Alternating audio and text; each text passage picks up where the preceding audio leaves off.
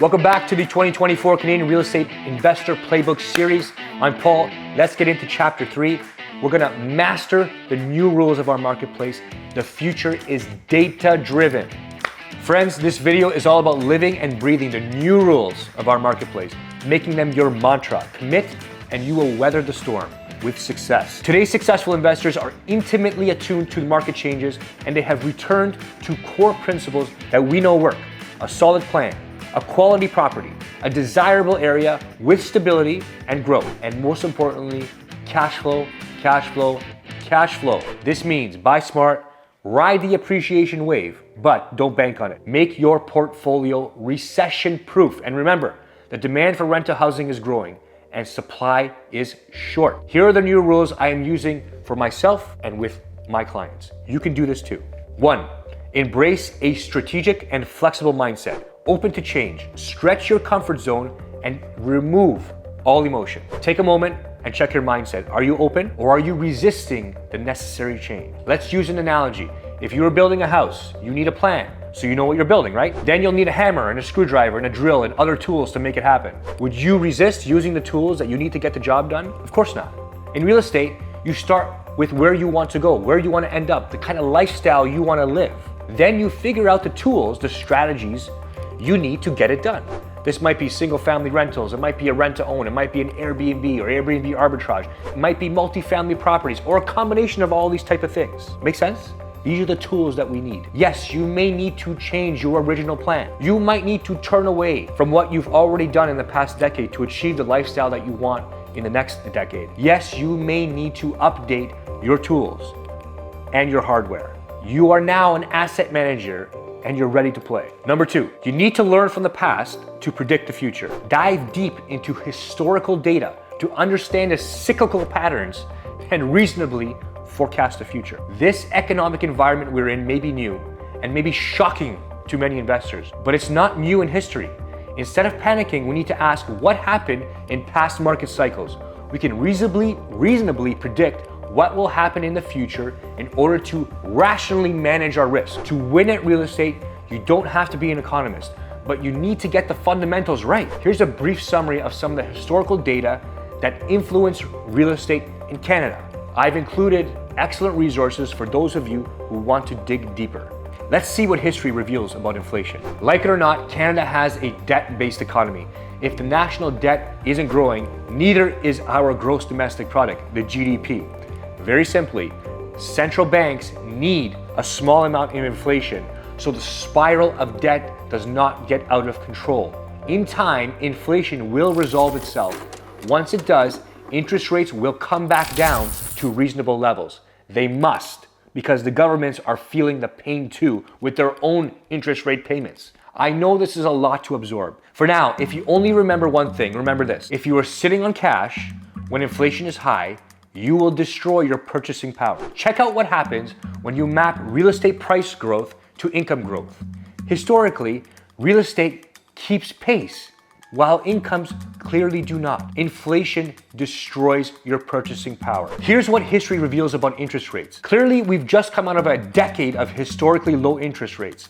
So no wonder the recent rate spikes feel like a shock to the system. Some investors have never seen high interest rates in their lifetimes. But the fact is, interest rates are cyclical. They've gone up and then come down again. What we want to be aware of is how long it's taken for interest rates to return to a reasonable level and in what economic environment they've done so. Check this out. It's important to reset our expectations for interest rates and for the foreseeable future. I think that it's reasonable to assume that interest rates will not return to the low rates we've seen in the past 2 decades. Sure, there may be a leveling off, but I think it's important to set ourselves up to weather the storm. Here's my prediction. Inflation is holding steady and interest rates will follow. And if we enter a recession, interest rates will still come down.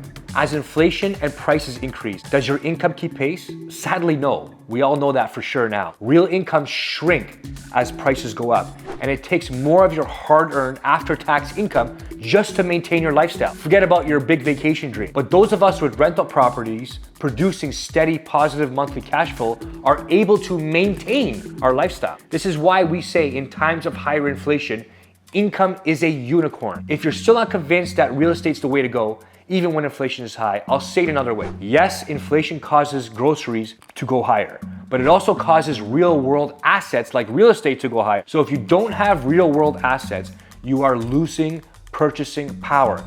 If you do, you have a better chance of maintaining or gaining purchasing power. Again, let's look to history. Rents have always risen over the long term. Property values have always risen over the long term. Inflation rises and then it falls in cycles, but rents and values are consistently up long term. So if you commit to owning properties that cash flow, they will help you maintain your purchasing power over inflationary periods and build life-altering wealth. Even if mortgage rates go up and butter goes to $25 a pound, your wealth goes up too. Whatever economic way you slice it, it makes sense to own assets, real assets with positive monthly cash flow. Let's check out what history reveals about banks and financing. Friends, there's an old saying. It goes like this: what do dogs do? And you would answer, they bark. And I would say, what do banks do? And you would answer, they lend. And I would ask you an important question. What happens if dogs stop barking? And you would say the dog is likely dead. And I would say, what happens if the bank stops lending? The answer, the bank is likely dead. None of us can predict what the banks will do or how government policy will affect lending for real estate investors. But it's important to remember a few fundamentals. Banks run on debt. That is their fuel and the core of their profits. They must lend. If they don't lend, our entire economic system is finished. Toast, kaput, goodbye. Will banks continue to lend and provide mortgages to real estate investors? Unequivocally, yes.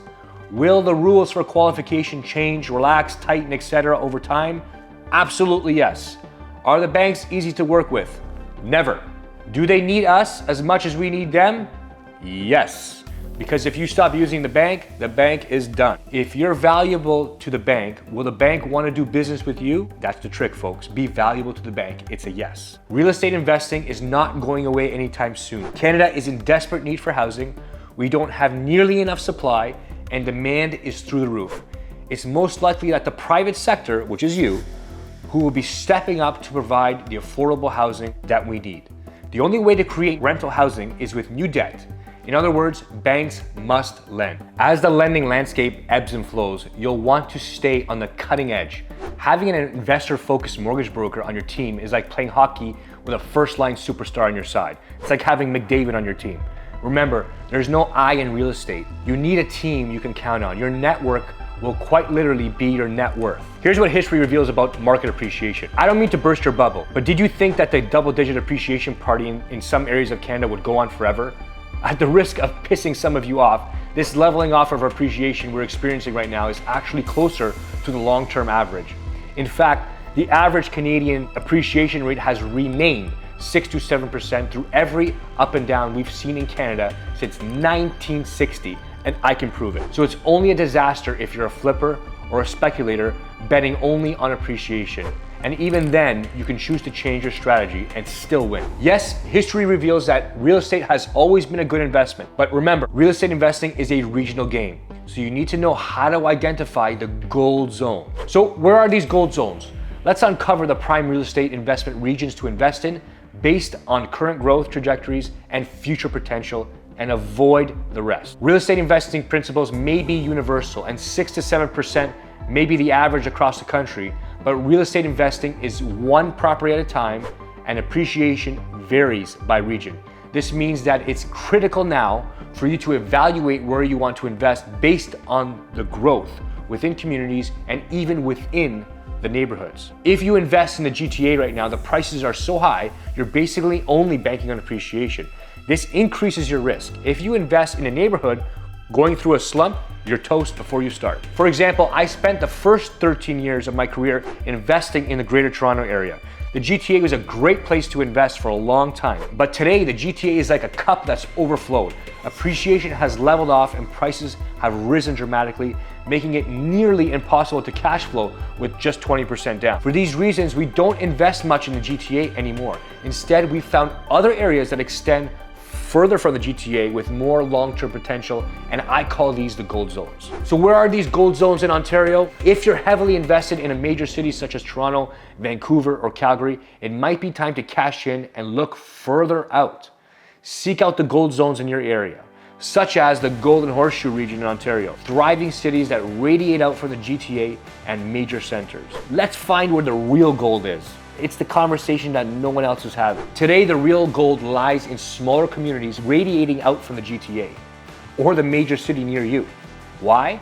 Well, you can get the same house for 40 to 50% less. But here's the bonus no one is talking about. In these areas, rents are only 10 to 20% less. So the rent you can achieve for every dollar you spend is much higher, and it's a much better business proposition for monthly cash flow. So how do we identify these gold zones wherever you are? When my clients want to cash out of their GTA or big city property and look in a new area, I help them identify the gold zones with good appreciation, healthy rents, and good market demand. Here are some of the questions I ask. What's the population growth in the area historically? What's the average income and average age in this area? What's the job market data for these regions? Is there high employment and high paying jobs in the area? Here's a very important one. What is the price to rent ratios? Are there transportation to the major centers for commuters? What's the supply and demand metrics? Are there lots of rentals available, and is there demand for the rental? What is the average vacancy rate for the area? What are the market rents for different types of units? I've invested in many of the Ontario gold zones myself, and I have helped many clients invest in them too, literally hundreds of clients. For example, I have experience investing in Hamilton, Brantford, Barrie, Orillia, Kitchener-Waterloo, Cambridge, one of my favorites, KWC, Peterborough, Oshawa, Niagara region, including St. Catharines, Welland, Niagara Falls, and many other smaller communities in Niagara. Let me give you a really good example. This is a story about cashing out of one very expensive property in the GTA and converting the equity into 3 properties in the gold zone area of Niagara. Matthew K absolutely nailed the 1-2-3 unit conversion formula using the power of the gold zones. When he and I met, he was ready to maximize his returns. So we started with a portfolio analysis. His Richmond Hill single family rental was a great property in a good area. His mortgage was small, but $2,800 a month in rent wasn't producing much cash flow at all. Not only that, he had 8 years worth of equity tied up, returning almost nothing. His property was ripe for a gold zone conversion. First, Matt sold, cashing out of his Richmond Hill property and pocketing 8 years of equity and appreciation. Then, here's the important part, he converted his single family Richmond Hill rental into not 1, not 2, but 3 rental properties in the gold zone of Niagara. After strategic upgrades to their properties, Matt more than quadrupled his gross rent from $2,800 to almost $12,000 a month in gross rents, and his cash flow soared to $1,800 a month.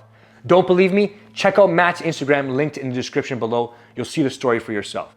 Now, what about investing outside of Canada? This has become a popular topic about investing in the US and Costa Rica and many other places. If you have the appetite and risk tolerance, you might invest in gold zones outside of Canada. For example, Florida homes are almost impossible to get. There's a lot of demand and it's difficult to cash flow. But in 2023, we firmed up direct access to purpose-built rental properties in Florida that produce monthly positive cash flow.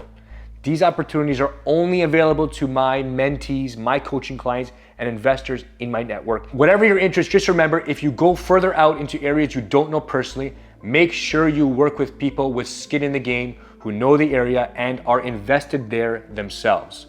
There are deals to be had, but I recommend strict due diligence. Talk to other investors, other professionals in the region. Don't get sucked in by an excitable sales pitch. Follow the data. Now let's deal with the tax man. And no, you do not need to be a tax geek, but knowing the basics will maximize your profit.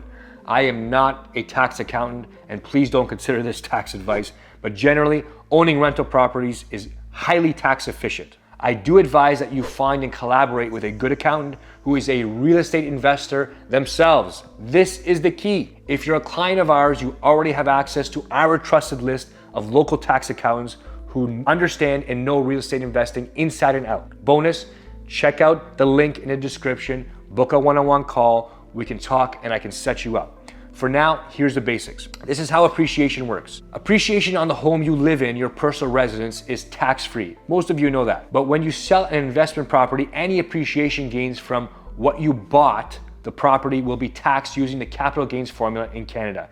For a deep dive into this, go to another video of mine. It's called Navigating Canada's Capital Gain Tax for Savvy Real Estate Investors. And there's an update for some of the capital gain tax changes that have been recently proposed. Let's clear the air. This is what you can and cannot expense. You need to know what expenses you can and cannot write off and how to keep track of it all, okay? For more, check out our Effortless Investing and How to Streamline Your Bookkeeping in just a 1 hour a month video, also linked in the description. I'm providing you a lot of value here. So what happens if you lose money on a property? Writing off a loss if a property depreciates. If a property you own depreciates, that is, it goes down in value compared to when you bought it, you can write off that loss against your capital gain, on the property, reducing the income tax you have to pay when you sell the property. Are there tax incentives for investors? You must ask your accountant about this because it's unique to you. They are changing all the time, and having a tax advisor on your team will give you the edge that you need.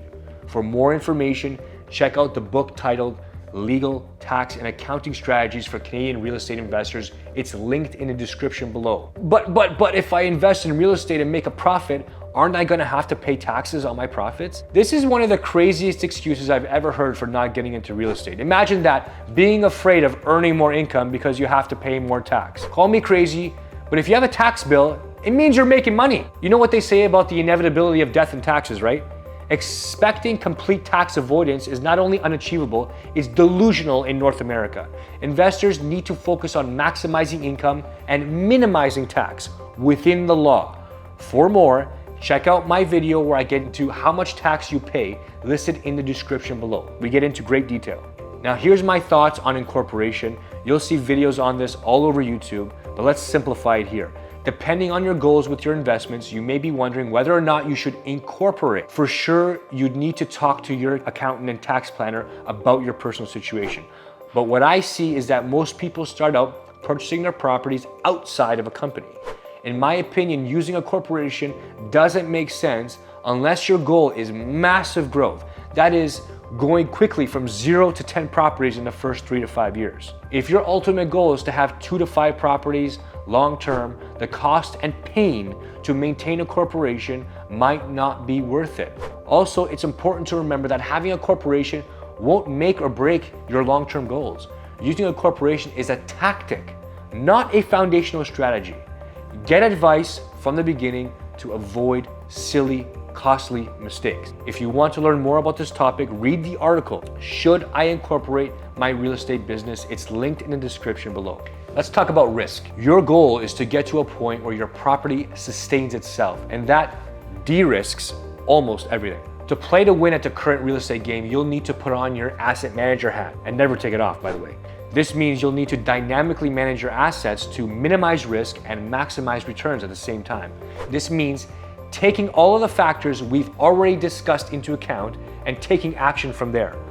Of course, what dynamically managing looks like depends on your unique situation and lifestyle goals. But here are some general tips, plus a few real-world success stories from some of my clients. Focus on strategic, high-return renovations. You know the saying, you've got to spend money to make money. This is definitely true in real estate, but not all renovations are created equal. I help my coaching clients and mentees make renovation investment decisions that will increase their ROI. This means their return on the value of their properties, the rents they can charge, and improvements that attract the ideal tenants. Strategic renovations also mean strategic construction decision. So when you're creating a second suite, you might make a decision that might cost you a couple extra $1,000s now, but save you thousands and thousands of dollars later if you wanted to build a garden suite in the back. I'll give you an example. When we were digging up the basement floor of a second suite in one of our investors' properties, he had the opportunity to bring the drain pipe, the electrical, and the water line outside of the property because his intention long-term was to build a garden suite in the backyard.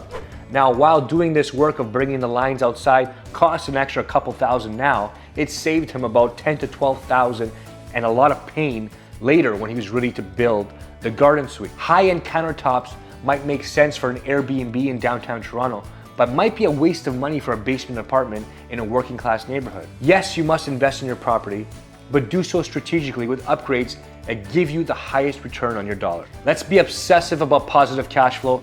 Positive cash flow is a core principle that de-risks all your assets. It solves the big problems and the small problems too. Cash flow minimizes risks in different economic situations, and it also maximizes your ROI because you're not only getting mortgage paydown and appreciation, but you're also getting a positive monthly income. Who can argue with that? And if you need to cover a high-ticket repair like a roof or a foundation, the cash flow you accumulate for that property will help you cover that expense. Cash flow sustains you. It puts money in your pocket. Marry the house, date the rate. This means that the property itself and your skills as an investor are the true assets. Interest rates will change. Smart investors will pivot, recover quickly, and take advantage of the profitable opportunities the market presents. That's the difference. We teach people how to do this and maintain a powerful network of like-minded investors so we all stay on the cutting edge. Let's talk about mortgage brokers. As investors, many of us have been up against the dreaded mortgage ceiling. That's when we acquire our first properties and everything is going well. And usually in the middle of a great deal, the bank says, hey, no more for you. When that happens, it's scary, it's harrowing. But I remind my clients, part of dynamically managing your assets is strategically structuring your debt. And you can't do this job on your own. No, you don't need to be a financing expert, but you do need to know the basics. That and work with an investor-focused mortgage broker. The book, Canadian Real Estate Investor Financing, will get you up to speed. Look for the link in the description below. All right, let's talk about some horror stories and how to avoid them. Take this plot. Your investment once cash flowed very well, but now it's costing you $1,000 a month out of pocket because of higher interest rates or vacancies or whatever's going on. You are leveraged to the max and you have no reserves. There's no way you can raise your rent to meet your expenses. Then you get a bad tenant that costs you $20,000. Then you need a big ticket item like a roof or appliances or a furnace. In the meantime, prices have leveled out. So even if you are able to sell, you still lose. You're out of options. Folks, the trick here is to never ever put yourself in a position where you are forced to sell. If your property is cash flowing $500 a month and the market goes down, you are still cash flowing $500 a month. You can weather that storm. If your property is draining you $500 a month and the market goes down, you have a noose around your neck. You will be forced to sell. Never ever put yourself in that position. And if you're forced to get into that position, even when you are cash flowing, you should always have cash on the sidelines ready to bail you out when you need it. Look, folks, you want to be the Jedi who confidently shifts between analysis and action in this new game. The market data is changing and the rules are changing with it. You'll need to analyze the current data, but not be paralyzed by it. It should inspire action. You'll need to be clear on what you're looking for to ultimately accomplish. When the data changes, you need to be ready to pivot. You'll need to keep a clear head. This is what it means to be a real asset manager. Be sure to check out the next video in this playlist where I will be sharing some real life success stories. Thanks for watching.